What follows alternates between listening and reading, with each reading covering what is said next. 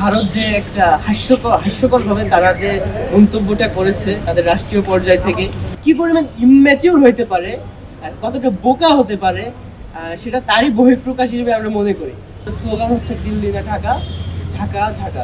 Doctor Zakir নায়েককে বিশেষ সমাবর্তন আয়োজনের মাধ্যমে যে ডক্টর ডিগ্রি সম্মানসূচক যে উপাধি দেওয়া হবে এবং আমাদের ভাইরা যে বিগত 2-3 ব্যাচের ভাইরা সমাবর্তন পায়নি, ম্যাম বলেছেন যে আমরা এই বিষয়ে খুব আপনাদের কথাগুলো গুরুত্ব সহকারে গ্রহণ করছি এবং এই বিষয়ে আমরা রেজিস্ট্রার স্যারের সাথে কথা বলবো এবং একসাথে আলোচনা করে আপনাদেরকে জানাবো। ভারত যে একটা হাস্যকর ভাবে তারা যে মন্তব্যটা করেছে তাদের রাষ্ট্রীয় পর্যায় থেকে, এটা হচ্ছে তাদের মানে একটা রাষ্ট্রের সর্বোচ্চ লেভেল যে কত মানে কি পরিমাণ ইম্যাচিউর হইতে পারে আর কতটা বোকা হতে পারে সেটা তারই বহিঃপ্রকাশ হিসেবে আমরা মনে করি।